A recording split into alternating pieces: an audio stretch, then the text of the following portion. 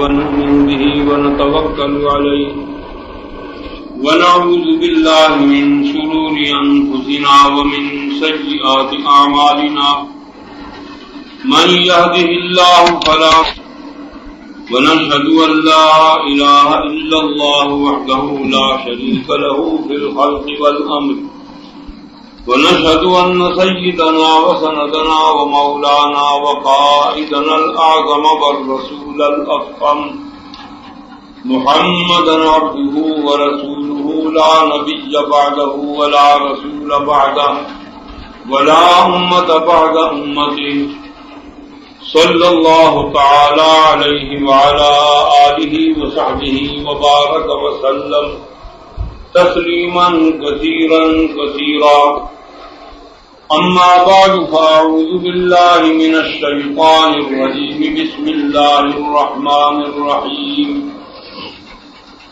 عسى الله أن يجعل بينكم وبين الذين عاديتم منهم مودة والله قدير والله غفور رحيم صدق الله العظيم وصدق رسوله النبي الكريم ونحن على ذلك من الشاهدين والشاكرين والحمد لله رب العالمين.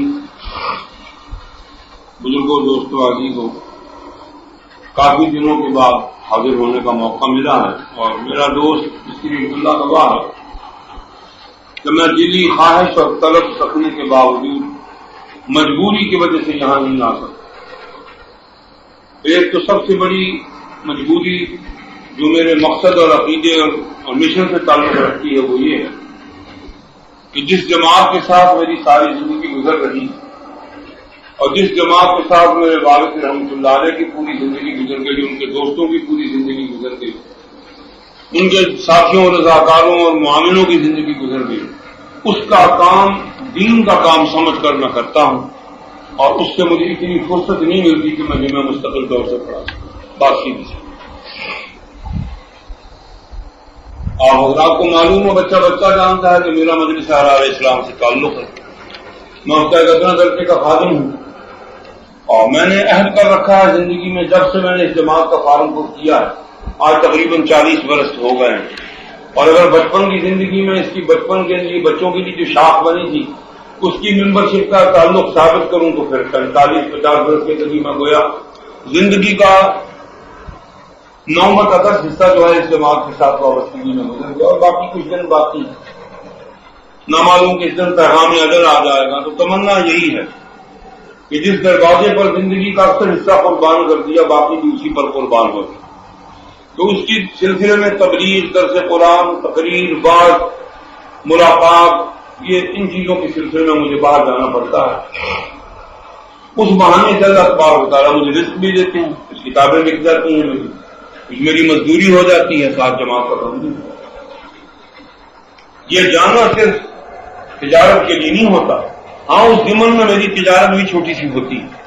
کچھ جماعت کا کام ہو جاتا ہے، کچھ میرا کام ہو جاتا ہے. تو مجھے دو طرح سے وابستگی اور پابندی ہے کہ میں مسلسل یہاں حاضر نہیں ہو سکتا. دوسری مجبوری یہ ہو گئی ہے کہ اس سال مسلسل محنت کا اثر ہے، عمر کا بھی طویل طور پر اثر ہے کہ میرے دل پر اثر بہت زیادہ ہوتا ہے.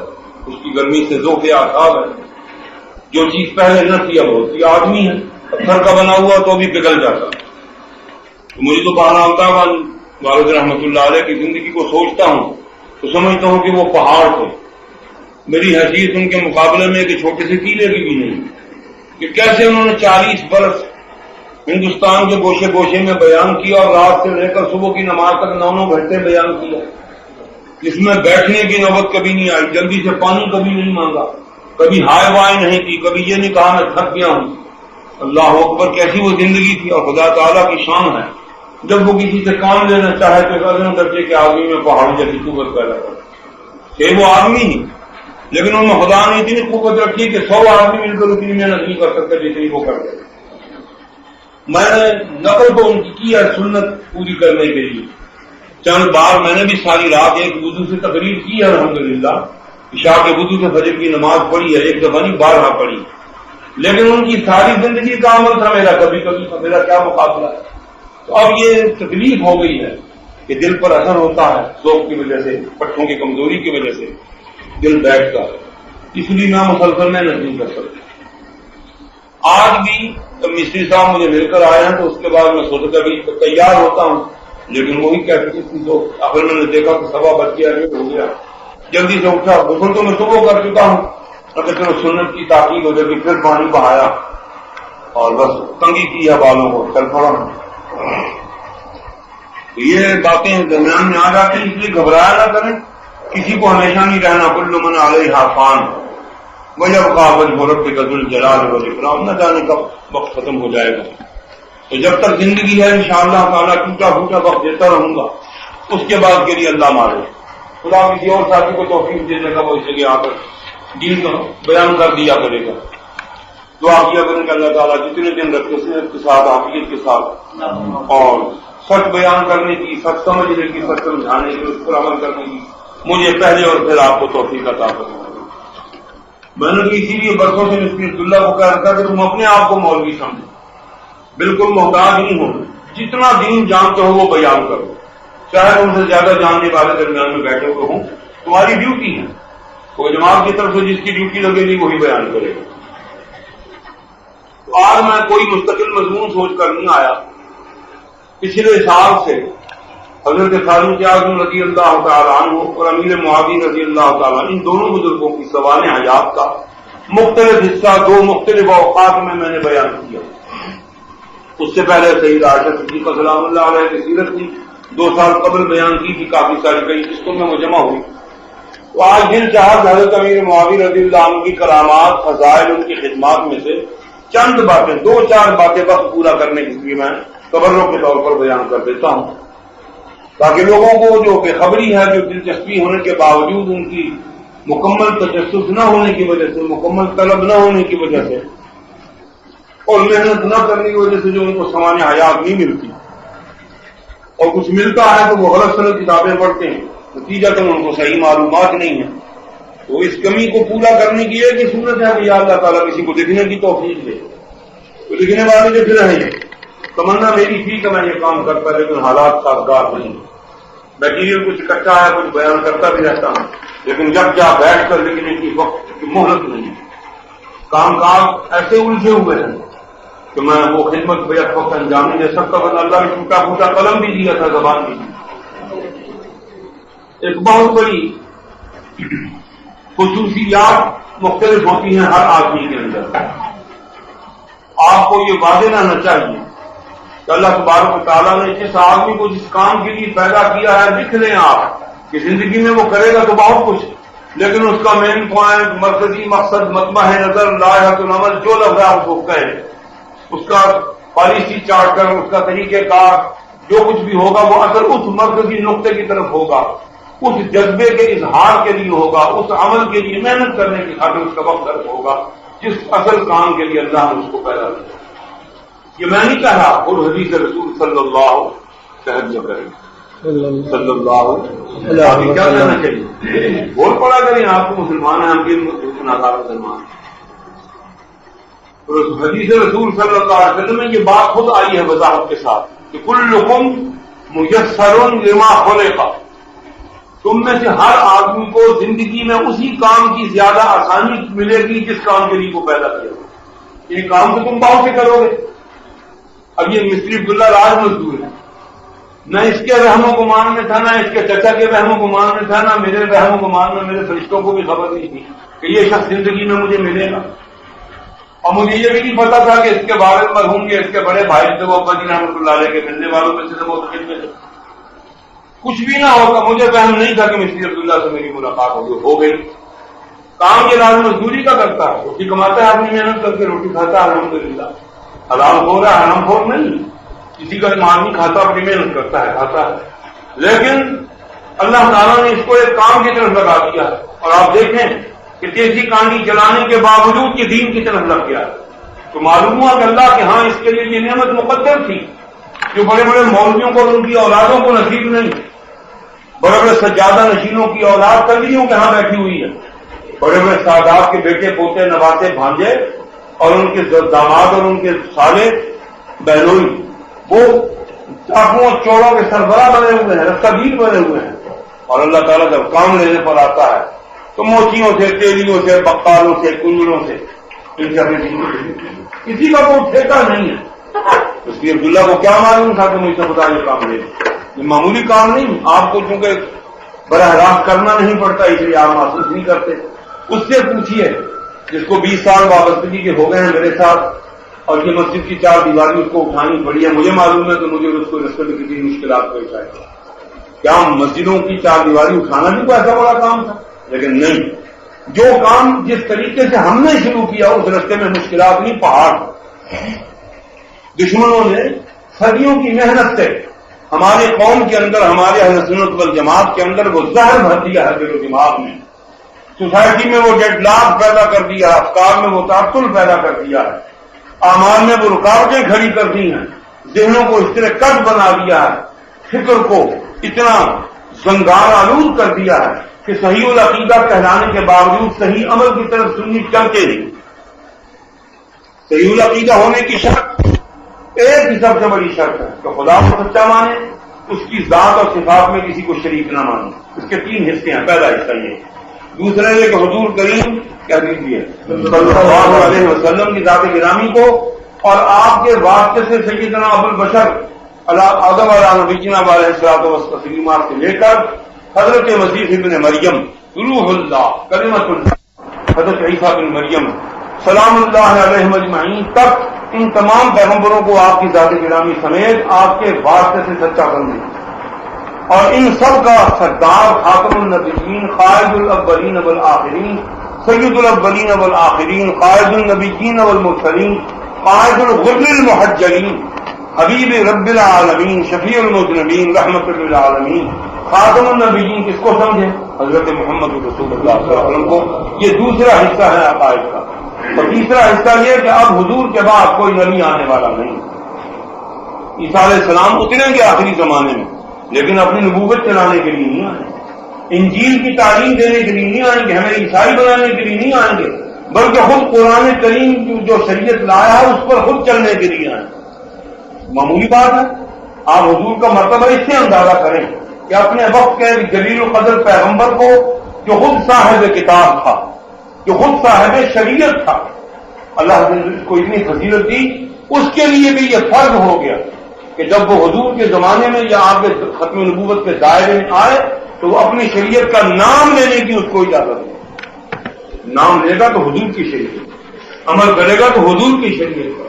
چنانچہ صاف حدیثوں میں آتا ہے شیعوں کا امام مہدی نہیں، امت کا امام مہدی جب آئیں گے، ان کا امام مہدی تو خاص ہے نا، جن کے باپ کا نام اور جن کی اماں کا نام نرگس خاتون کے کیا، جو ہمارے امام مہدی ہیں، امت کے امام مہدی جو حضرت امام حسن کی اولاد میں سے ہوں گے، حسینی نہیں ہوں گے، جو پیدا نہیں ہوئے بلکہ پیدا ہوں گے، جو غار میں نہیں چھپے ہوئے بلکہ مدینے میں ظاہر ہوں گے، جوانی میں حج کرتے ہوئے کعبۃ اللہ کے اندر حجروں کی یہ رکن یمانی اور حجر اسود کی جو مابین جگہ وہاں پر وہ بیٹھ طواف کرتے ہوئے پہچانے جائیں گے. شام کے اولیاء اللہ ان کو پہچان دیں گے، وہاں ان کی بیعت ہوگی، پھر وہ انتظار کریں گے مسیح ابن مریم کا. فوج کی تیاری کر کے وہ شام میں جا بیٹھیں گے دمشق میں حضرت عیسیٰ کے اترنے کے بعد، ان سے مل کر پھر وہ دجال کو قتل کریں گے. 7 سال ان کی حکومت رہے گی، پھر وہ وفات پا جائیں گے، اور ان کے بعد کوئی مدت زندہ رہیں گے حضرت عیسیٰ علیہ السلام کو تسلیمات. پھر وہ حج عمرہ کریں گے، یہودیوں کو ختم کر دیں گے، تمام کفر دنیا سے مٹ جائے گا، صرف اسلام اور اسلامی شریعت باقی رہ جائے گی. حضرت عیسیٰ علیہ السلام رسول اللہ صلی اللہ علیہ وسلم کے خلیفہ ارشد بن کر حضور کی شریعت کو چلائیں گے جتنے دن زندہ رہیں گے، کوئی شریعت اور نہیں چلائیں گے. تو دیکھ لیجیے اتنا بڑا نبی اور رسول اللہ صلی اللہ علیہ وسلم کی امت میں سے اور آپ کی اولاد میں سے ایک شخص کے ماتحت ہو کر کام کرے گا اور اس پر فخر محسوس کرے گا. یہ معمولی درجہ نہیں. اس سے آپ اپنے پیغمبر کا مرتبہ اندازہ کریں کہ اس پیغمبر پاک کا اتنا عظیم درجہ ہے کہ اللہ تعالیٰ نے وعدہ دے دیا تھا جب روحیں بنائیں، پیدا کرنے کے بعد نہیں، جب روحیں بنائیں تو تمام دنیا کی روحوں کو اکٹھا کیا. آدم علیہ السلام سے لے کر جتنے نبی تھے ان کی روحوں کو بھی اکٹھا کیا. قرآن میں آتا ہے. یہ تیسرے سپارے کے آخری رکوع سے چند آیات پہلے اللہ نے اس روحانیت کی دنیا کی جو پریس کانفرنس ہوئی تھی نا اس کا ذکر کیا. فَإِذَا أَخَذَ اللَّهُ مِيثَاقَ النَّبِيِّينَ لما آتيتكم من كتاب وحكمة ثم جاءكم رسول مصدق لما معكم لتؤمنن به ولتنصرنه قال أقررتم وأخذتم على ذلكم إصري قالوا أقررنا قال فاشهدوا وأنا معكم من الشاهدين ومن تولى بعد ذلك فأولئك هم الفاسقون. اللہ تعالیٰ نے سب روحوں کو اکٹھا کیا. آدم علیہ السلام اس میں حضور پاک بھی بیٹھے تھے, آپ بھی کوئی مبارک بھی وہیں تھی, عیسیٰ علیہ السلام بھی وہیں تھے, سب وہیں تھے. فرمایا میں تم سے ایک وعدہ لیتا ہوں, میں نے اپنی کتاب تقدیر میں لکھا ہوگا, آج اس پر عمل کرا رہا کہ تم جب اپنے اپنے زمانے میں جاؤ گے جان بوجھ کر نہیں بتا, حالانکہ حضور کو آنا آخر میں ہے, لیکن اللہ نے اپنے قانون کی عمومیت بتائی, اپنے منشا کو دانستہ مخفی رکھا, کہ قانون کی زبان استعمال کی. فرمایا کہ جب تم کو میں دنیا میں بھیجوں, تم میں سے جس کو چاہوں صحیفہ دوں, جس کو چاہے کتاب دوں, جس کو چاہے حکمت دوں, جس کو چاہے دانائی ہو اور نبوت اور رسالت دے کر کے بھیجوں, پھر اگر تمہارے پاس میرا ایک خاص بڑا رسول تمہارے پاس آ جائے, تم میں سے کسی کے پاس بھی, تو تمہارا فرض ہوگا کہ تم نبی ہونے کے باوجود اس کے کلمہ پڑھو. پیغمبر علیہ السلام کی عظمت کا اندازہ کرو کہ دوسرے نبیوں سے یہ وعدہ دیا جا رہا ہے کہ اگر وہ میرا رسول عظیم تر رسول ہے, اگر وہ تمہاری زندگی میں تمہارے سامنے آ جائے تو جس طرح تمہاری امت نے تمہارا کلمہ پڑھا, تم میرے اس رسول کا کلمہ پڑھو. معمولی بات نہیں ہے. ہم حضور کی وہ تعریفیں نہیں کرتے جو بازار میں کی جاتی, ٹیڑھی باندھی رڑ دی جاتی لازے پار صحیح کا, وہ ٹگے سے بکنے والی نعتیں فلمی طرزوں پر, نہ وضو نہ استنجا, کبھی مسواک نے کی منہ سے, کبھی بھنگ اور چرس کے بھوکے نکلتے ہیں, کبھی سگریٹ کی بدبو نکل رہی ہے اور کھڑے ہو جاتے ہیں صلی اللہ علیہ یا رسول اللہ, اور اس کے بعد ناک وہ پڑی ترجیح دنیا سے کوئی تعلق نہیں. ہم ان تعریفوں کے قائل نہیں. تعریف وہ ہے وہ اللہ بتائے. پیغمبر کی صحیح تعریف وہ ہے جو اپنے متعلق خود پیغمبر بتائے, یا وہ تعریف ہے جو صحابہ کرام اور حضور کے اہل بیت بتائیں, وہ صحیح تعریف ہے. اس کے علاوہ جو کچھ ہے اس میں ہر وقت میں غلطی ہو سکتی ہے, غلطی ہوتی ہے. نبی کو خدا بنا دیا جاتا ہے, خدا کو نیچے اتار دیا جاتا ہے, کہ تعریف نہیں. کلمہ کفر بن جاتی ہے, وہ نہ سنی جاتی بلکہ آدمی کے لیے لعنت بن جاتی. نہ کمانا ہے تعریف. تعریف وہ ہوتی ہے جو کسی شخصیت کی حقیقت کو بیان کرے. اگر اس کی شخصیت کو بڑھا دے یہ بھی جھوٹ ہے, اگر اس کی شخصیت کو گھٹا دے یہ بھی جھوٹ ہے. خدا کی تعریف یہ ہے کہ وہ مخلوق جیسا نہیں, اور مخلوق کی تعریف یہ ہے کہ وہ خدا جیسی نہیں. اب اگر ایک شخص نبی کو اتنا بڑھائے کہ خدا بنا دے, جھوٹ ہے کہ نہیں بولو, اور اگر وہ نبی کو نبوت کے مقام سے گرا کر عام بنو, اسی طرح سے اللہ تعالیٰ کی ذات گرامی کو ایک شخص نبی کی تعریف کرتے کرتے خدا کو نبیوں کے مقام پر گیا تو یہ جھوٹ ہے کہ نہیں؟ بالکل. اور اسی طرح وہ صفت جو خدا کی شان کے مطابق نہیں وہ خدا کے ذمہ لگا دے. مثال کے طور پر یہ ہے کہ اللہ میاں نے میرے گھر میں ڈیرا لگا دیا, اللہ میاں میرے پیر کے اندر گھس گیا, اللہ میاں کسی خانقاہ میں بند ہو کر بیٹھ گیا, یہ جھوٹ ہے, بکواس ہے. اللہ کہیں بند نہیں, اللہ کسی مخلوق میں نہیں بند ہوتا.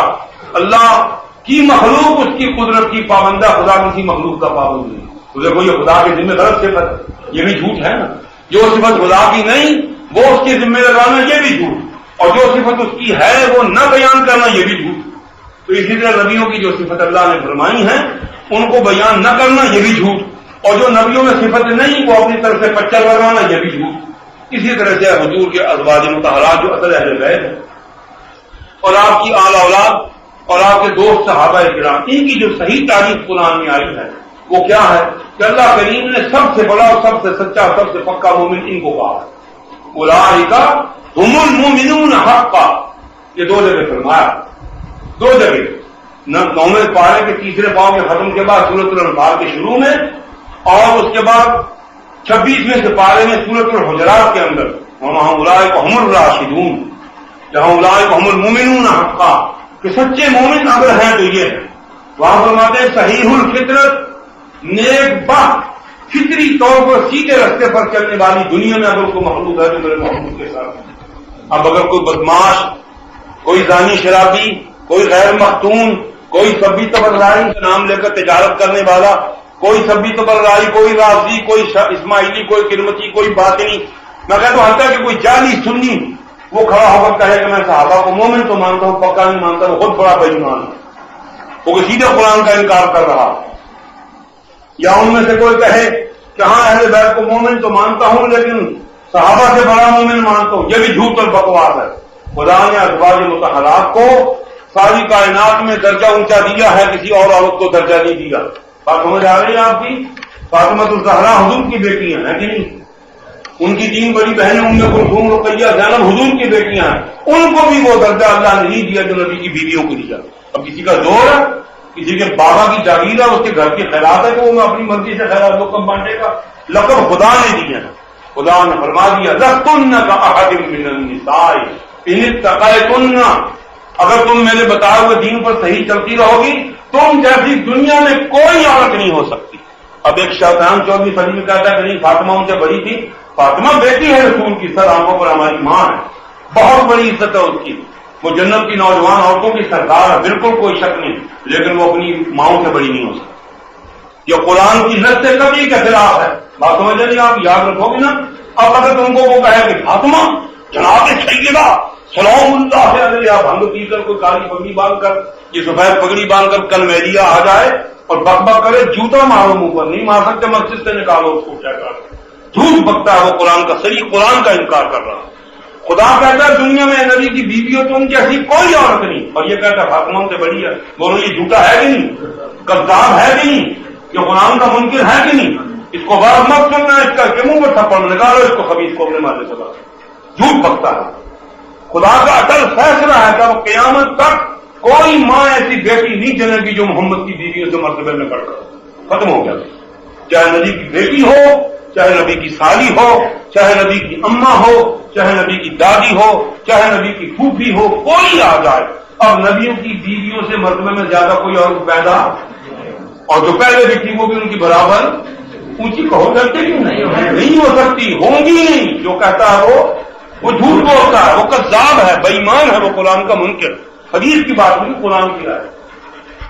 اور صرف اتنا نہیں فرمایا کہ تم سب سے بڑی، آگے فرماتے ہیں من یقنط منکن للہ ورسولہ، تم میں سے جو عورت میرا کہنا مانے گی، میرے نبی کا کہنا مانے گی، وتعمل صالحا، اور جو اعمال میں نے اچھے بتایا وہ کرتی رہے گی، نؤتیھا اجرھا مرتین، دنیا میں نبی کی بیٹی ہو یا پھوپھی ہو یا سالی ہو یا ماں ہو یا دادی، ان کو ہر عمل کا ایک بدلہ ملے گا۔ نبی کی بیوی ہو تم کو ہر نیکی کا دگنا بدلہ ملے گا۔ ہے کوئی اور مقابلے میں کھڑے ہونے والی؟ کوئی کذاب اگر کرتا وہ معلوم سمجھو کہ وہ فاطمہ کی تعریف کے پردے میں نبی کی بیویوں کی توہین کر رہا ہے، قرآن کا منکر ہے، خدا کے رسول کا اندرونی دشمن ہے، اہل بیت کی محبت کا فراغ بنا کر دنیا کو گمراہ کر رہا ہے۔ میری بات سمجھ میں آتی ہے؟ میں تو یوں پکڑتا ہوں چور کو، آپ لوگ یوں پکڑتے ہیں ناک کو، یوں ناک کو سیدھا پکڑا کرو، سیدھا سیدھا باب البیوت میں نبواب، یہاں گھروں میں آنا تو سیدھے رستے سے آؤ۔ کہ وہ تو حضور فاطمہ کی بڑی تعریف کرتا ہے، وہ بے ایمان نہ فاطمہ کی تعریف نہیں کرتا، وہ اس بہانے سے خدیجہ کے بعد عائشہ کو کنڈم کرنا چاہتا ہے۔ تم اس موذی کی اصل رب کو نہیں جانتے، وہ ہم سے پوچھو۔ آپ سمجھ آئی؟ یہ ہے پوری امت کا عقیدہ۔ تو میں نے کہا تھا تعریف وہ ہوتی ہے جو کسی شے کی حقیقت کو بتائے۔ اب اللہ کریم کی تعریف یہ ہے کہ لم یلد ولم یولد۔ ایک آدمی کہتا ہو تانوں کی پتہ معرفت دیا گلا ساڑھے پیر کی شکل ویڑا اللہ ہی اللہ، واہ بھائی چنگا پیر ہے، پیر ہے کہ پھر یہ آسمانوں کو اترے یہ ہوئی اللہ، یہ دو ٹنگا نہ اللہ بن سکتا رسی نہیں بن سکتے۔ ساڑھے پاس کی نو ابجیکشن آیا ہوا تھا، نو آرڈین صاحبین نہیں بڑھن دی جاتا۔ اگر ہر آدمی پیر کی گدی پر بیٹھ کر جاری خدا بن سکتا ہے تو ہر آدمی بن سکتا ہے۔ معلوم کہ جھوٹ بولتا ہے، کوئی مخلوق خدا کی صفت اس کے اندر نہیں آ سکتی۔ اللہ پیدا کرتا ہے، ساری کائنات کو کر چکا ہے، جتنی مخلوق آنے والی ان کو پیدا کرے گا۔ اللہ ہی رازق ہے، اللہ ہی مالک ہے، اللہ ہی بادشاہ ہے دین و دنیا کا، اسی کے پاس سب کا علم ہے، اسی کے پاس سب کا حساب ہے، اسی کے دستے قدرت میں سب کے رزق کی خزانے ہیں، اسی کے پاس ساری دنیا کی تقدیروں کی کنجی ہے۔ یہ صفت کسی مخلوق میں نہیں آ سکتی۔ اس کے چار سب سے بڑے فرشتے جبریل، میکائیل، اسرائیل، اسرافیل، ان کو بھی یہ قوت نہیں۔ اس کے بعد 8 وہ فرشتے جنہوں نے اس کے تخت کو اٹھا رکھا ہے، عرش الہی کو، وہ یحمل عرش ربک فوقہم یومئذ ثمانیہ، کہ قیامت کے دن جب آسمانوں کو چیر دیا جائے گا بکرے کی کھال کی طرح یوں لپیٹ دیا جائے گا، اس ڈرامے کا ڈراوسین ہونے لگے گا، پردہ اٹھا دیا جائے گا، فرشتوں کی فوجیں نظر آئیں گی پوری مخلوق کو آسمان سے زمین تک، اور عرش الہی کو ہر آدمی دیکھے گا، کیا کافر کیا مومن، کہ عرش الہی کو 8 بڑے بڑے فرشتوں نے اٹھا رکھا۔ ان 8 فرشتوں کو بھی یہ حق حاصل نہیں ہے جو اللہ کی تعلیم۔ اس کے بعد سب سے بڑا درجہ کس کا؟ مخلوق میں انبیاء علیہ السلام کا۔ کسی نبی کو یہ اجازت نہیں ہے، کسی نبی کو یہ طاقت نہیں کہ وہ کسی کو پیدا کر سکے اپنی مرضی سے مار سکے۔ جس کی موت پیغمبر کے ہاتھوں سے آئی وہ مرے گا، جس کی موت نہیں آئی قیامت آ جائے وہ نہیں مرے گا۔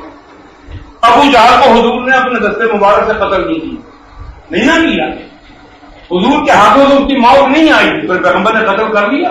نہیں کیا۔ تو جب خدا نے لکھا ہو نہیں تو پیغمبر کی تلوار کی گردن پر چلتی کیسے؟ ایک بدبخت اگری تھا ابن قمیہ، اس نے حضور کے لب مبارک پر، دندان مبارک پر، ان جگہوں پر تلوار ماری تو آپ کا دندان مبارک شہید ہو گیا، سمجھے؟ کھوج کی کڑیاں کٹ گئیں، کیل چپ گئے، ماتھے میں بھی رخسار ہو گئی۔ حضور نے جاتے دفعہ اپنے نیزے سے اس کو یوں کونچ لگا، اتنی سی چونچ لگی حضور کے نیزے کی، اور فرمایا یہ اب زندہ نہیں بچے گا۔ چنانچہ اس کو وہ نوک لگتی گئی اور اس نے وہیں سے تڑپنا شروع کی، حالانکہ اتنی سی نوک سے ہوتا کچھ نہیں، معمولی زخم تھا۔ مکہ پہنچنے سے پہلے وہ چھوٹا سا زخم اس کے لیے تعاون کا پھوڑا بن گیا، اور حدود مکہ پر پہنچنے سے پہلے رستے میں پھر نال وقت سفر ہوا، اتنی جلدی اس کا جسم گھر سڑ گیا کہ اٹھانے کے لیے اس کو تیار کوئی نہیں۔ بس ہو یا ایک ہی آدمی ہے جس کی موت حضور کے ہاتھوں سے اس طریقے سے آئی۔ یاد اس کا شراب کا سوئی نہیں ہوتا، پانی کا گھٹ پلاؤ، انہوں نے لڑکیاں کی فکر پڑی۔ 8 فرشتوں کے نام ہمیں معلوم نہیں کہ ہاں تورات انجیل کے اندر بعض فرشتوں کا نام لیا جاتا ہے لیکن وہ مصدقہ نہیں، کیونکہ جس چیز کی حدیث سے تصدیق نہ ہو، قرآن سے تصدیق نہ ہو، اس کے متعلق دعویٰ نہیں کیا جا سکتا۔ تو مثال کے طور پر وظیفہ لکھنے والے، تعویذ لکھنے والے آخر میں دیکھتے بھاگ کے یا بدو یا سدو، ہم بچپن میں بدو سدو ہی پڑھتے ہیں، وہ یا بدو ہو، اور کہتے ہیں یا بدو ہو ہے بڑی ہے کے ساتھ۔ تمام بزرگوں نے لکھا ہے کہ قرآن حدیث سے اس نام کے کسی فرشتے کی تصدیق نہیں ہوتی، اس لیے اس کا نہ لکھنا بہتر۔ تو ہو سکتا ہے کہ اللہ کا فرشتہ نہ ہو تو ہم وہ خدا کے ذمہ لگا رہے ہیں نا زبردستی، یا سدو ہو یا بدو ہو، اگر یہ فرشتہ نہیں اور ہم کہیں کہ ہے تو یہ زبردستی ہوئی گی نہیں۔ ایک اللہ کی مخلوق ہونے کا یقین نہ ہو اور اس کے ذمہ لگا دیں تو یہ جھوٹ ہے نا۔ بس اصل میں علماء کی جو باتیں یہ احتیاط کی ہوتی ہیں، تقوی کی باتیں ہیں، اور یہ نہیں کہ وہ معاذ اللہ ان چیزوں کے دشمن نہیں، ان کا کہ غلط نام نہ آ جائے۔ لکھنا تعویذ ہے، لکھنا وظیفہ تو سچا لکھو۔ یا جس سے میں چرا کے جانتی کرتے میں نے انداز گفتگو ایسا رکھا ہے کہ ایک معمولی بچہ بھی سمجھ لے میں کیا کہہ رہا ہوں۔ تو ہر چیز کی تعریف اس کی حقیقت کے اظہار کا نام۔ تو خدا کی جو صفات ہیں ان کو بیان نہ کرنا یہ بھی جھوٹ ہے، خدا کے ساتھ جن صفات کی نسبت کرنا غلط ہے ان کو ذکر کرنا یہ بھی جھوٹ ہے۔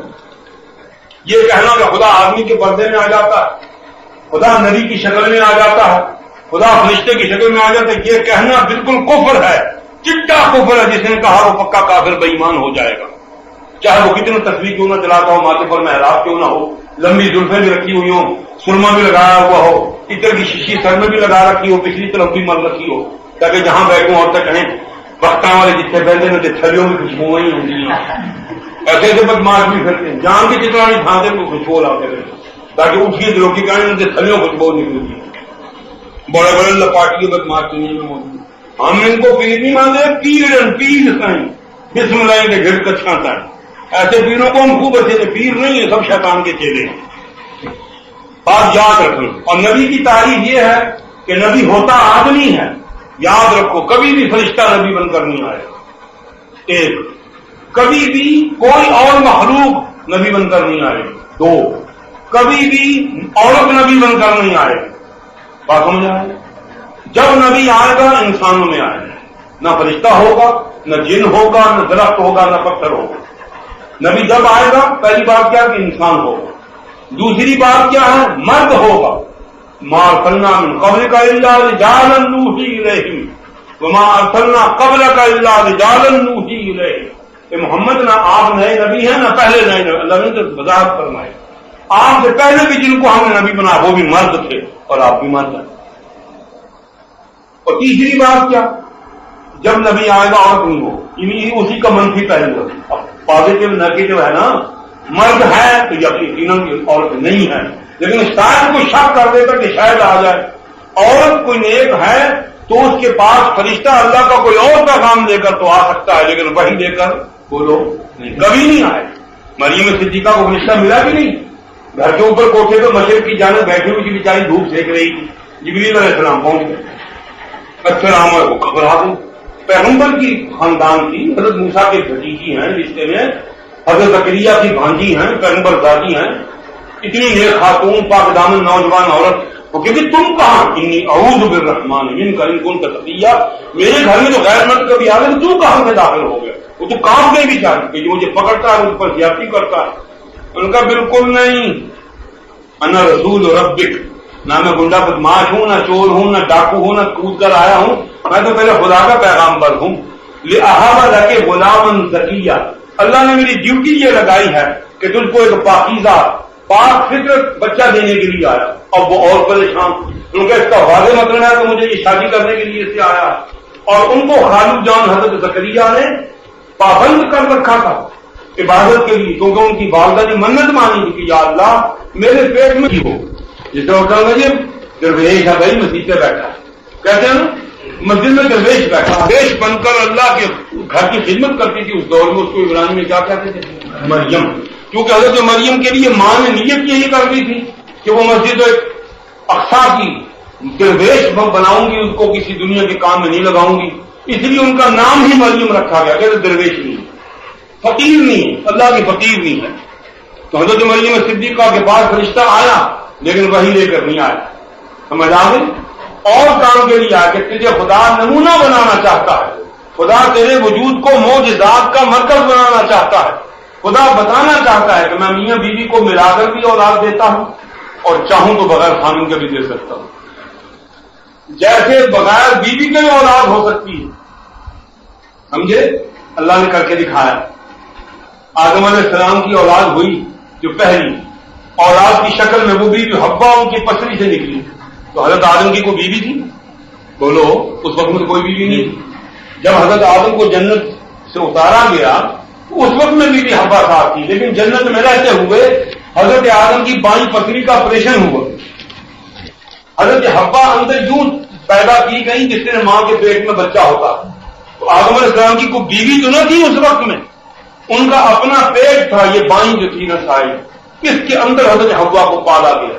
جب ان کا پیدائش کا وقت آیا تو چاک کیا گیا خدا کی طرف سے پیٹ کو، اس حصے کو، اور حوا باہر آ خلقت من ضلع معوج، ایسا غالباً لفظ آتا ہے۔ تو آدم علیہ السلام کی ٹیڑھی پتلی جو ہے بائیں، اس کے اندر سے حوا کو نکالا گیا۔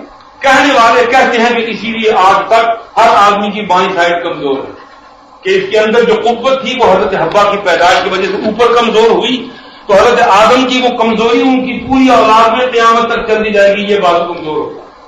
کام دونوں سے ہم لیتے ہیں، جب کہتا ہے جی سر ارے طاقت ہے نا، حالانکہ ہاتھ دونوں، جب جسم ایک ہے، غذا ایک ہے، بناوٹ ایک ہے، سائز ایک ہے، تو قوت بھی ایک جیسے ہونی چاہیے، لیکن نہیں۔ بائیں پاؤں کے انگوٹھے سے لے کر اس طرف تک، ایک دل کو چھوڑ دو باقی ساری سائڈ کمزور۔ اس ہاتھ کا موقع لگ جائے تو کئیوں کو آدھا گھنٹہ ہوش ہی نہیں آتی، اور اس ہاتھ سے مارنے کی تو بگانا پکڑ کر ہاتھ مروڑ دے تو آدمی بہت لمبا ہو گئے۔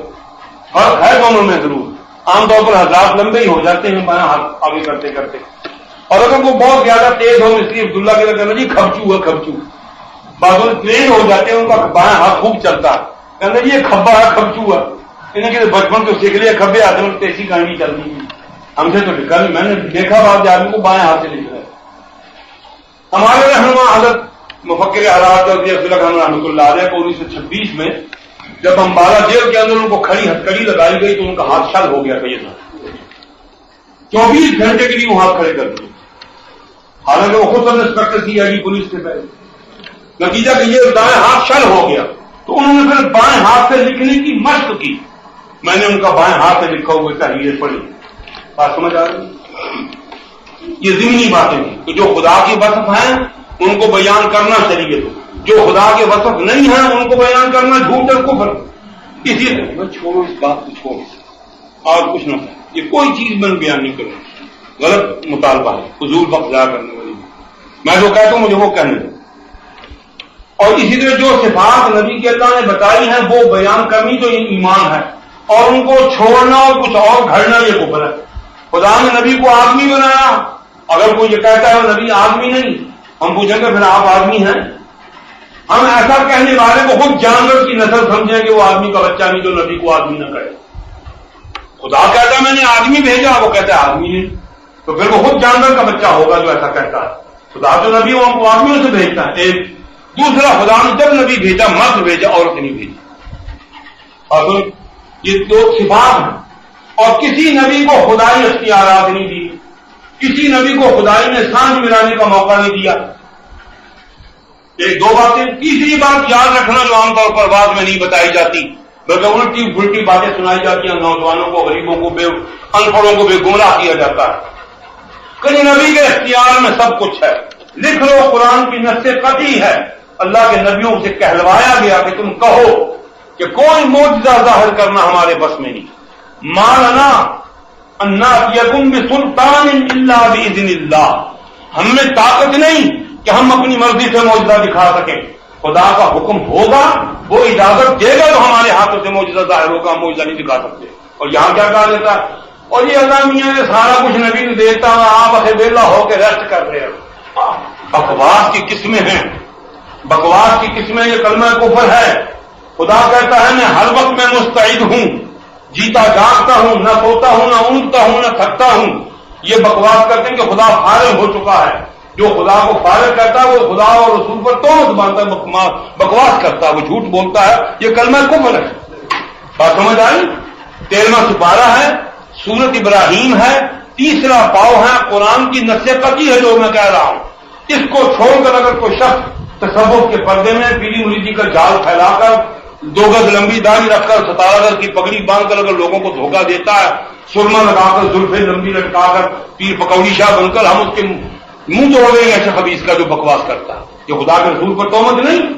اللہ نے نبیوں سے اعلان کرا ہے، قالت رسلہم افی اللہ شک. ان نبیوں اور رسولوں کو اللہ میاں فرماتے ہیں محمد میں تم کو قصہ سناتا ہوں. حضور کو اللہ میاں اپنے نبیوں کے باتیں سنا رہے ہیں کہ تم سے پہلے جو نبی اور رسول آئے ان کو ان کی امتوں نے کہا کہ بھئی ہمیں تمہیں سمجھ میں نہیں آتی. تو پیغمبروں نے پوچھا افی اللہ شک، کیا تم خدا کے وجود میں شک کرتے ہو؟ فاطر السماوات والارض یدعوکم لیغفر لکم من ذنوبکم ویؤخرکم الی اجل مسمى. وہ خدا اپنے نبیوں کے ذریعے سے، ہمارے ذریعے سے تم کو نیکی کی طرف بلا رہا تاکہ تمہارے گناہ معاف کرے، تمہیں اچھے درجات عطا فرمائے اور تم کو ایک خاص مدت تک دنیا میں رہ کر اپنی نعمتوں سے فائدہ اٹھانے کا موقع دے. قالوا ان انتم الا بشر مثلنا تريدون ان تصدونا عما كان يعبد آباؤنا فاتونا بسلطان مبين. کہ ہم تمہاری چالاکیوں کو جانتے ہیں. یہ امتوں نے جواب دیا. قرآن پڑھ رہا ہوں، قصہ کہانی کی کتاب نہیں، لیکن تج پونجیا باعث، جمعراتی باعث، تیجا خور باعث، قل خانی کے چاولوں کا کھانے کا حرام خور آتی ملا، 40ویں کا چسکے بعد مولوی تمہیں نہیں سنائے گا. یہ وہ سنائے گا جس کو عاقبت یاد ہے، جس کو مرنا ہے، جس کو قبر یاد ہے. ان کو کیوں یاد نہیں آتی یہ باتیں؟ وہ ولیوں کو نبیوں کی گدی پر بیٹھا رہے ہیں، نبیوں کو خدا کے تخت پر بیٹھانا چاہتے ہیں. ان کی آنکھیں ٹوٹ گئی ہیں. ان کو یہ قرآن کا 13واں 12واں یاد نہیں آتا. کیوں اپنی مخلوق کو گمراہ کرتے ہیں؟ خدا کی مخلوق کو کیوں اپنی نمازیوں کو گمراہ کر کے اپنی عاقبت برباد کرتے ہیں؟ کیوں جہنم خرید رہے ہیں؟ پوری داستان ہے. تو انہوں نے امت نے کیا جواب دیا کہ بھی جان لیا تہاڈا ڈھنگ ہے، اسی خدا کے رسول آج نہیں منتے. تہاڈا مطلب صرف ہے نا بھی سانو قابو کر کے اپنی حکومت بنا. یہ امتوں نے جواب دیا ان انتم الا بشر مثلنا، تسی ساڈے بندے ہی بندے ہو، گل بات وچ کوئی نہیں. تريدون ان تصدونا عما كان يعبد آباؤنا، تم ہم کو صرف ہمارے بت پرستیوں کو ہم نے خدا جو اپنی مرضی سے بنا رکھے ہیں، تم ان سے روکنے کے لیے ساری کوشش کر رہا ہو. تمہارا مقصد کوئی مطلب ہماری حزب مخالف. فاتونا بسلطان مبین، اگر تم فرشتے ہو، نبی ہو تو لاؤ پھر کوئی معجزہ لاؤ. اس کا جواب دیا نبیوں نے، ما كان لنا ان ناتيكم بسلطان الا باذن اللہ. یہ تم نے غلط سوچا ہے کہ جو نبی بن کر آئے گا فوراً اپنی مرضی سے معجزہ دکھا دے گا. مالنا، ہماری طاقت نہیں. سن رہے ہو؟ مالنا، ہماری طاقت نہیں، ہمارے بس میں نہیں. ان ناتيكم بسلطان، کہ تمہارے پاس کو معجزہ لے کر آئے. الا باذن اللہ، خدا حکم دے گا تو معجزہ ہمارے اوپر ظاہر ہوگا. وہ اجازت نہیں دے گا تو معجزہ نہیں آئے گا. بولو نبی مجاز ہے وہ معجزہ لانے کا؟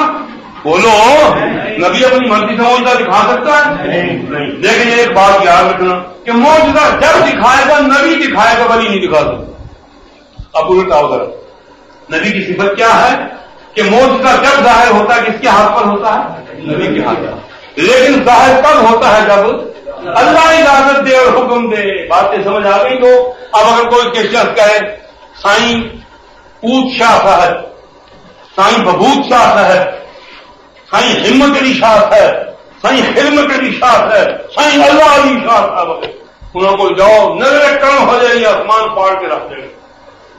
اگر ایسی کوئی بکواس کرتا اور کون جو بھوتنی والا اپنی موت پر اختیار نہیں رکھتا وہ خدا کے ساتھ کیا مقابلہ کرے گا؟ یہ تو خدا کا مقابلہ ہو گیا کہ مخلوق جائے کسی کام کے لیے اور وہ اللہ کی مرضی کے خلاف کرتا پھرے۔ یہاں نبیوں کا یہ حال ہے کہ وہ اپنی مرضی سے معجزہ نہیں لا سکتے، تو سائیں پکوڑی شاہ اللہ کا مقابلہ کیا کرے؟ اللہ نے تو اس کو قبض کر دے کہ 40 دن چٹی نہیں آگی، انشاءاللہ 5 منٹ میں اس کو خدا سمجھ نہیں آئے۔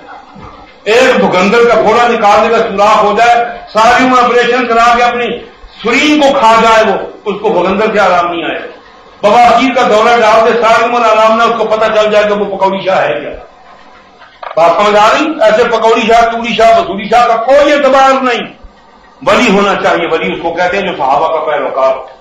صحابی وہ ہوتا جو نبی کا پیروکار، نبی وہ ہے جو اس کو خدا فرشتوں میں سے نہیں، جنات میں سے نہیں، درختوں پتھروں میں سے نہیں، انسانوں میں سے چنتا ہے۔ ایک دوسرا مردوں میں سے چنتا ہے، 2 تیسرا اس کے ہاتھوں پر معجزے آتے ہیں، 3 چوتھا معجزہ ہوتا ہے لیکن اللہ کی مرضی کے ساتھ ہوتا ہے، 5واں یہ کہ وہ عورت نہیں ہوتا، 6واں یہ کہ اس میں خدا کے دیے ہوئے کوئی اختیارات نہیں اس کو ہوتے الگ، اس کو اللہ تعالیٰ جس چیز کے لیے پیدا کرتے ہیں اس کی اجازت دیتے ہیں، نبی وہی کام کرتا ہے جو مخلوق کرتے ہیں۔ لیکن فرق کیا ہے؟ اور کسی کو ماننے نہ ماننے سے نہ آدمی جنت میں جاتا ہے نہ دوزخ میں، لیکن نبی کو نہیں مانے گا تو کہاں جائے گا؟ جہنم میں، اور مان لے گا تو کہاں جائے گا؟ جنت میں۔ آج ایک آدمی بڑا نیک ہو، متقی، پرہیزگار، کتب غوث ہو، وہ کہے لوگوں مجھے مانو۔ کیا مانو؟ مجھے ولی مانو۔ ہم کہتے ہیں جو ولی ہوتا ہے وہ ڈنڈورا نہیں دیا کرتا، وہ سائن بورڈ نہیں لگایا کرتا، وہ ٹریڈ مارک نہیں اپنا قائم کرتا، وہ لوگوں کو پروپیگنڈا کر کے اپنا مرید نہیں بناتا، اپنے ایجنٹ نہیں چھوڑتا، جس طرح اخباروں میں آتا ہے کل بابا بگا شیر کا عرس ہوگا زندہ ہی، وہ عیسائی چوڑا اس کا عرس ہو رہا، وہ عورتوں میں ننگا بیٹھتا ہے، شیطان سفید داڑھی ہے اس کی، اس بدماش کے پاس بیٹھ کر لوگوں کی عورتیں جا کر مناظر مانگتی ہیں، وہ ننگا ہے، وہ زندہ ہے، اس کا زندہ عرس، زندہ قوالی، سب کچھ ہے۔ عیسائی چوڑا ہے، وہ عیسائی چوڑا، مسلمانوں کی غیرت کو خدا کا غضب نازل ہو کے تباہ ہو گئی ہے، اس خبیث کے پاس جا کر کہتے بابا بگا شیر ولی ہے۔ یہ ولی ہے؟ مادر ذات ننگی گالیاں عورتوں کو مردوں کو نکالتا ہے، تہمت کھول کر ننگا بیٹھا ہوا ہوتا ہے وہ بدماش، اس کو کون گلو کا پٹا کہتا ہے وہ ولی ہے۔ جو کہے ولی اس کی ایسی کی تیسی، یہ اخباروں والے تماشا دیکھتے ہیں، ان کو پیسہ دے دو، پیچھے پروپیگنڈا لائن دے دو، ان کے 10 پرچے لکھوا دو، یہ علانیہ زانی اور شرابی کو بھی کتب غوث بنا کر کے پیش کر دیں گے۔ میں یہ باتیں سختی سے اس لیے کہتا ہوں تاکہ دماغوں میں سے بھوت نکل جائے۔ کسی غلط آدمی کا کوئی لوگ مت مانو، جھوٹ بولتا ہے جو کہتا ہے ایسا آدمی ولی نہیں ہو سکتا، یہ تو ولیوں کا جوتا بھی نہیں بن سکتا۔ ولی تو وہ ہے جو ننگوں کو ڈھانپ دے، وہ بدماش کیسے ولی ہو سکتا جو خود ننگا ہو کر لوگوں کی بہو بیٹیوں کو دکھائے، اور پھر جس کو ماں کی گالی نکالے وہ جو چمچے بیٹھے ہیں بدماش حرام خور دھوتے پڑے ہوئے ہیں، سور کھا کھا کر کہتے ہیں اور جا بابے نے ماں کی گالی نکال دی تو ہو گیا، تو پوچھ گئے تو وہ کامیاب ہو، وہ حرام خور ساتھ بیٹھے ہیں۔ میں غلط کہتا ہوں؟ آگے آگے وہ خود ناچتا ہے، پیچھے پیچھے ڈھول بج رہا ہے، وہ جھومر جا رہا ہے، عورتوں میں ننگا ہو کر بیٹھنے والا ولی ہے؟ اسلام کی حکومت ہے، اس کو مار مار کے سور بنا دیا، اور اس کے جتنے چیلے چاٹے ہیں ان سب کو بغیر پوچھے کہ ناقابل ضمانت وارنٹ دے کر ان کو گرفتار کر کے 20-20 سال کے لیے جیل میں دے دیا۔ آپ مذاق سمجھتے ہیں خدا کے نبی کو جانشین بننا؟ یہ لوگوں کو گمراہ کرنے کا ایک پروگرام ہے شیطان کا۔ نماز کو گالیاں دیتا ہے، داڑھی کو گالیاں دیتا ہے، عورتوں سے مٹھیاں بھرواتا ہے، عورتوں کے سامنے ننگا ہو کر بیٹھتا ہے، مادر ذات پوش گالیاں نکالتا ہے، خود نماز پڑھنے کا سوال ہی، جو روایت مجھے ابھی تک پہنچی وہ یہی کہ وہ عیسائی، اور اگر وہ کلمہ گو کی اولاد بھی ہو تو جو کلمہ گو ایسا بےایمان بن جائے، چٹا بےایمان ہو جائے، نہ نماز نہ روزہ نہ استنجا نہ وضو، اس کو مسلمان کہنا میں جرم سمجھتا ہوں۔ وہ کہا ہے مسلمان، ولی تو اس کو کہتے ہیں جو بے نمازوں کو بے نمازی بنا دے۔ ولی تو وہ ہوتا ہے کہ جس کے پاس شرابی جائیں تو روزے دار بن جائیں، ولی تو وہ ہوتا ہے جس کے پاس زانی جائیں تو لوگوں کی بچیوں کے نکاح کرا کر کے گھر آباد کرنے لگ جائیں، ولی تو وہ ہے کہ ڈاکو جائیں وہاں توبہ کر کے یتیم پرور بن جائے، لوگوں کو زکاتیں دینے والے بن جائیں، یہ اچھا ولی ہے؟ کہ لوگوں کے نوجوان بچوں کو گمراہ کر کے بھنگ چرس کا عادی بنا کر چبل گٹو بنا کر لوگوں سے مفت کا مال کھینچنے کی جگہ ٹیکس وصول کرتا ہے، ڈھول ڈمکے کے نام پر چادر بنائی ہوئی ہے، 2-3 مسٹنگے نیچے ناچ رہے ہیں، یہ نیا انہوں نے اٹ کھڑکا پارٹی، ڈھول ڈمکا پارٹی، میرا ڈوم پارٹی بنا رکھی ہے۔ یہ کیا جی بابے بکر شیر کی چادر ہے، جرا پیسہ پا دو جنت کا ٹکٹ مل جائے، نہیں پایا ہے وہ واپس۔ لعنت ہے خدا کی اس کاروبار پر، کروڑ دفعہ لعنت ہے خدا کی اس کاروبار پر۔ اللہ تعالیٰ ایسے شیطان کے بنا ہوئے ولیوں سے خدا ہمیں بچائے، آمین۔ اللہ اپنے حبیب کریم علیہ السلام کی سنت کی پیروی کرنے والے سچے ولی ہمیں ملائے، جو سچا ولی آ جائے ہم جوتا اٹھانے کے لیے سنت رسول کا پابند ہو، شریعت کا پابند ہو، نہ ہمیں وہ کوئی کرامت دکھائے، اس کی یہی کرامت کافی ہوگی کہ ساری عمر اس کی تہجد قضا ہو۔ یہ معمولی کرامت ہے، ساری عمر اس کی نماز نہ جائے، تکبیر تحریمہ نہ چھوٹے، روزہ نہ جائے، نہ نفل نہ سنت نہ مستحب نہ واجبات نہ فرائض اس کے ترک ہوں۔ حضرت سلطان الاولیاء نظام جی دہلوی رحمۃ اللہ علیہ کو سلطان الاولیاء کا لقب حضرت بابا فرید الدین مسعود گنج شکر رحمۃ اللہ علیہ نے الہامی طور پر دیا تھا اور فرمایا تھا بیٹے جاؤ، میں نے ہندوستان کے اکثر حصے کی سلطنت روحانی تیرے حوالے کی۔ جب وہ دلی میں آئے تو بادشاہ کے دربار میں وہ رونق نہ ہوتی تھی جو سلطان جی کے فقیروں کے ڈیرے پر ہوتی۔ بادشاہ آدمی بھیجتا تھا کہ میرا میلہ ہے، میرا یوم ولادت ہے، میرا دربار ہے، لوگوں کو لاؤ کھینچ کھینچ کر، آدمی نہیں جاتے تھے ڈر کے مارے۔ اور سلطان جی کا نام سن کر 5,000 5,000 درویش ایک دن میں وہاں ایک وقت میں روٹی کھاتا تھا۔ 5,000 درویش ایک وقت کی روٹی کھاتا تھا اور سلطان جی کا خزانہ خالی نہیں ہوتا تھا، فقیر کا خزانہ تھا۔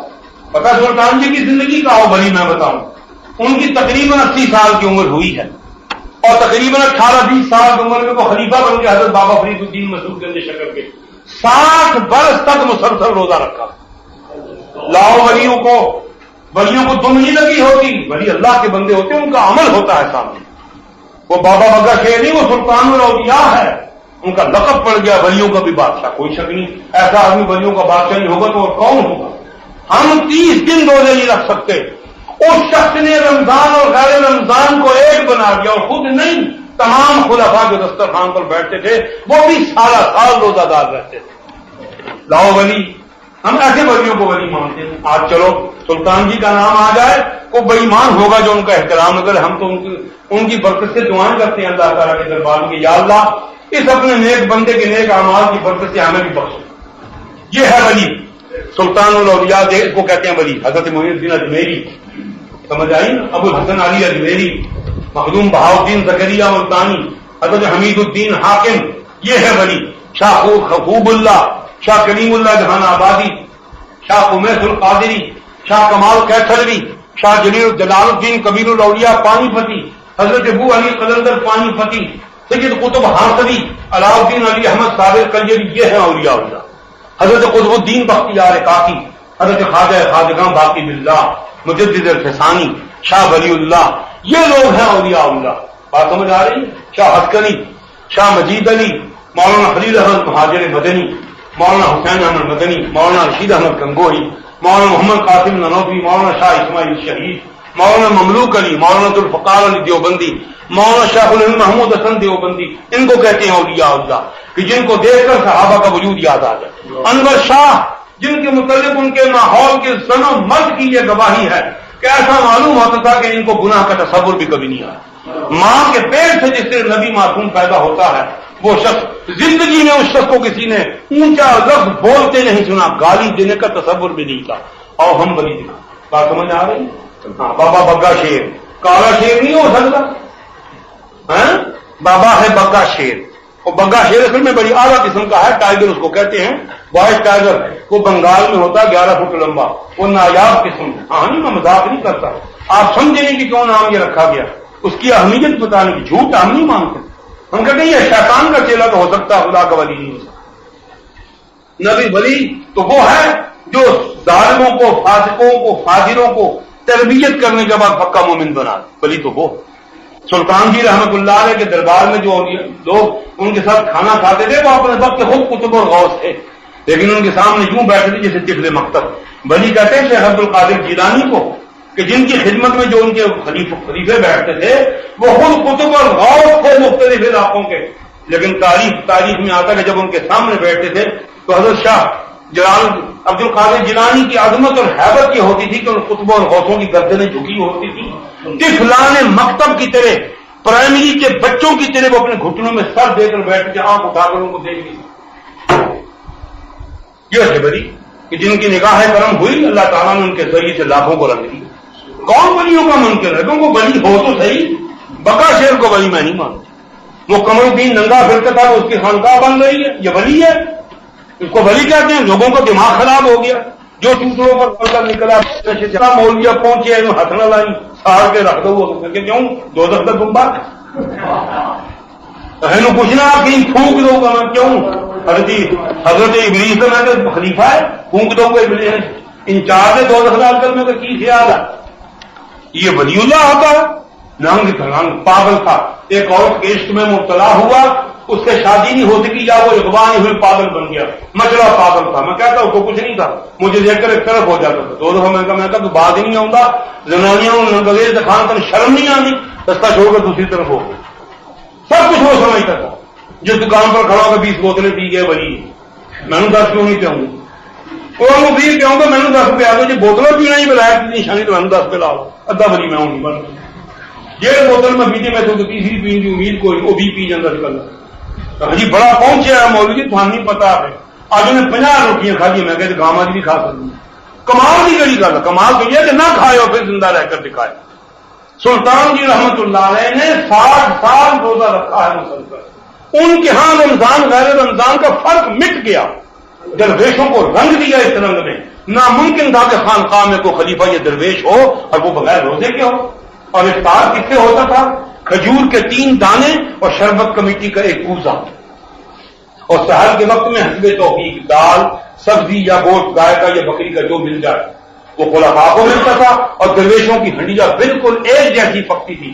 5,000 ہزار درویش، آپ تصور کریں جب رات کو 2:30 بجے اٹھ کر اللہ کی ضربیں لگاتا ہوگا خانقاہ کا کیا حال۔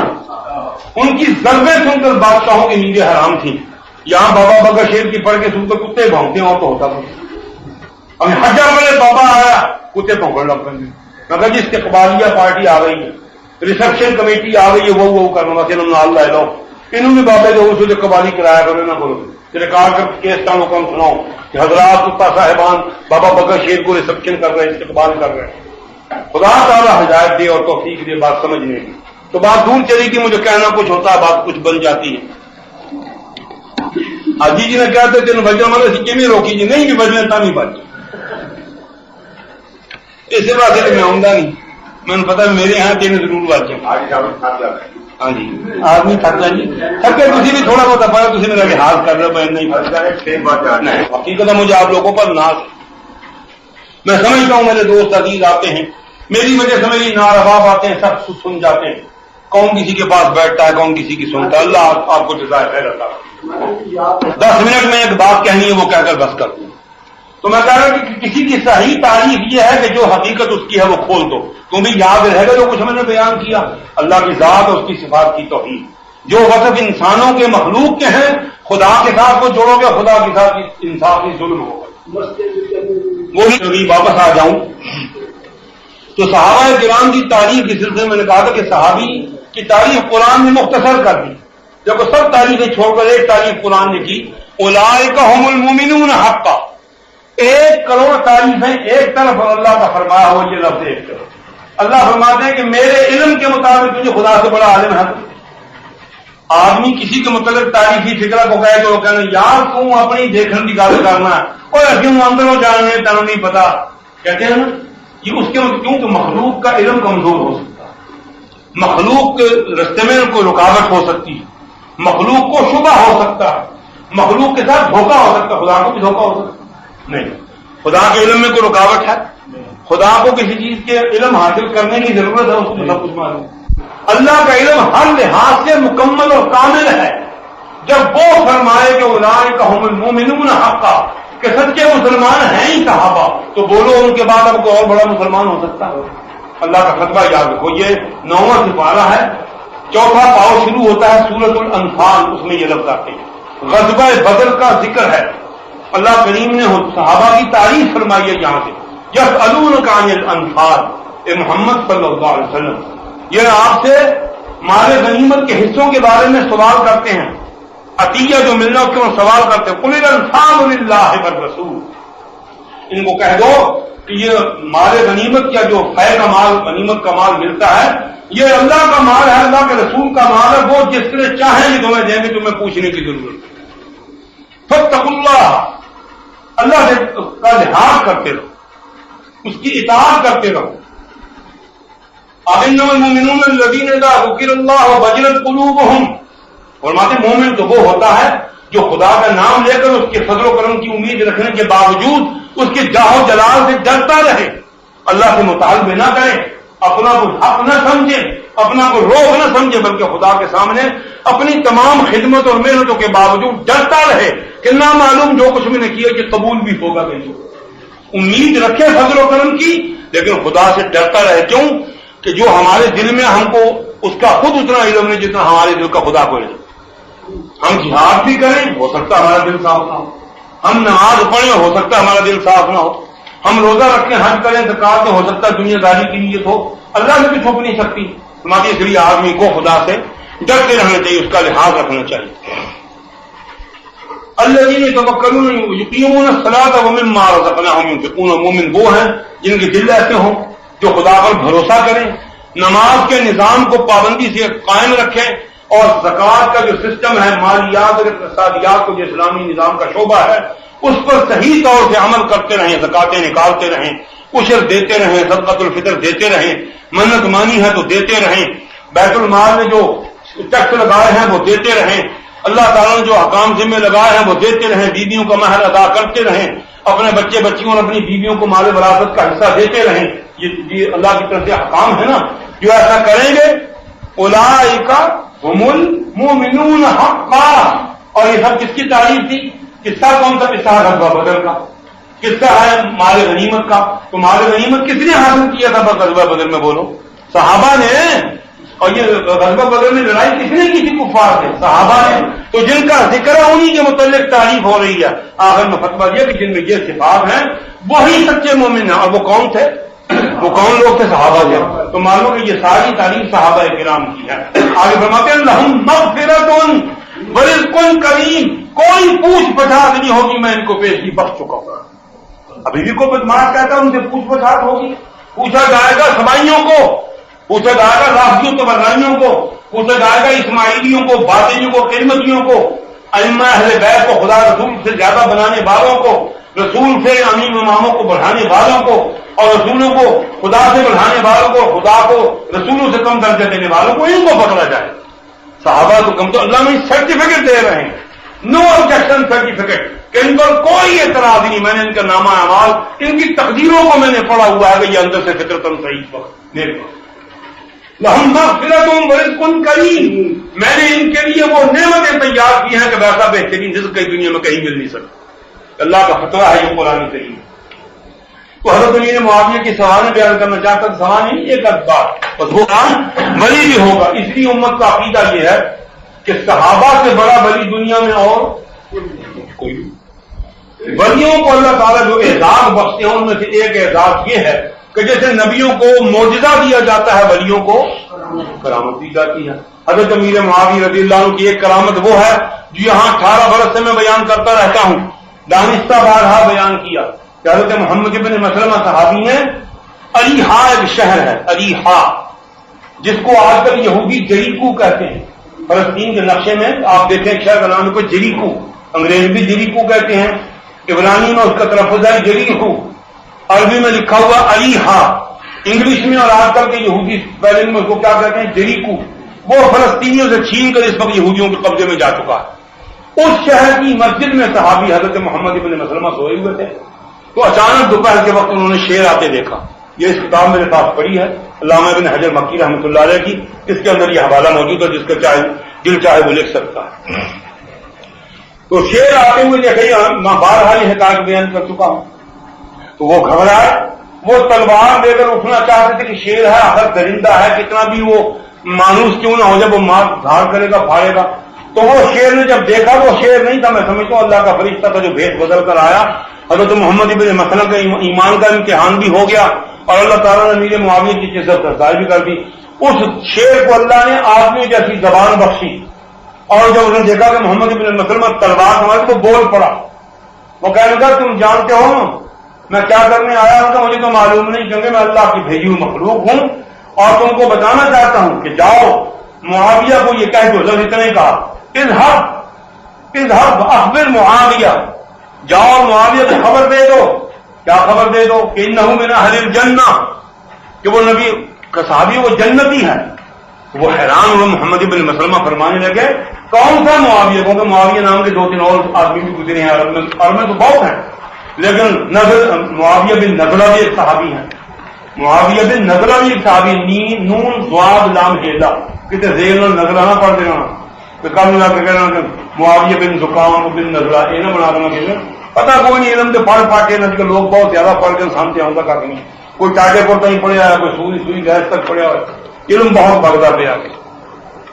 یہ ذات کے ساتھ ہے. نضلہ معاویہ بن نضلہ یہ صحابی ہیں، عراق کی فتوحات میں یہ شامل تھے.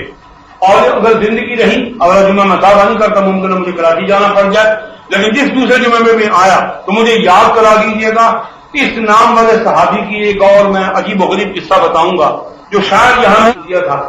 2-4 لفظوں کی تفصیل کے ساتھ بیان کروں گا کہ اللہ تعالیٰ نے ان کو فاروق اعظم کے دور میں کس نعمت سے ہم کنار کی، یہ پھر بیان کروں. تو کہیں گے آپ سمجھائیں معاویہ کون تھا؟ تو شیر نے آدمی کے آواز میں کہا معاویہ ابن ابی سفیان. تم سمجھے نہیں میں وہ کون تھا معاویہ؟ میں کہا معاویہ بن ابی سفیان تو وہ کون ہے؟ کہیں انہ من اصحاب نبی محمد علیہ السلام کے ساتھیوں میں جو معاویہ ہے اس کو جا کر میری طرف سے خبر دینا. ایک شیر آیا تھا وہ کہہ دیا ہے کہ تم جنتی. شیر کی بات نہیں ہے یہ شیر